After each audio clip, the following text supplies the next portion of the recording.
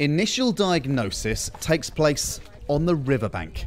Idara Po is too ill to walk from the canoe that's brought her here to the health clinic 200 metres from shore. The family have tuberculosis, so it's possible she has also tuberculosis.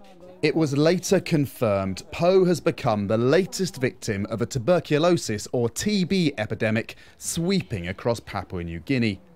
Anthony and Matthew Mapori are others. Matthew knew he was ill, but didn't make the long journey to KEREMA hospital until his son started showing symptoms too. When he coughs, the blood comes out with a cough. KEREMA's is the only hospital for hundreds of kilometres, and it's struggling to cope. We're in a medical crisis, and this is like getting bigger and bigger. I mean, the number of cases. Most worrying is that an increasing number of people have drug-resistant strains of TB.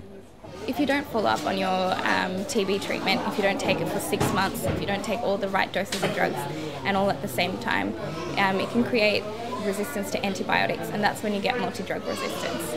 Drug-resistant TB takes years to treat and is often fatal.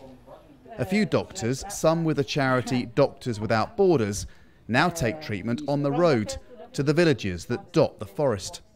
The trouble with even an outreach clinic like this is it's still hours, if not days, of travel away from where patients with TB live. There is just one road through this part of Papua New Guinea, west of the capital Port Moresby. Very few have cars anyway. Sick patients often walk hours for treatment. Some paddle down rivers for days.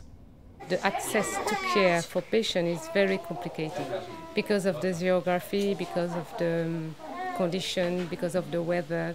Earlier this year, the charity tested delivering medicines using drones, but the machine's batteries weren't good enough to fly them to remote communities. Last year, Papua New Guinea's government committed millions of dollars to an emergency response, but much of the promised money hasn't yet materialised, and much of what has, according to some here, has ended up in officials' pockets.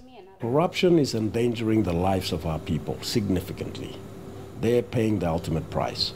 Women and children and elderly and the most vulnerable. We have a TB control program, but certainly corruption is one area that we don't want to see in any department, and certainly the health department, that's not what we see. Meanwhile, in KEREMA Hospital, the wards are full, and many more are ill in the forest. Andrew Thomas, Al Jazeera, KEREMA, Papua New Guinea.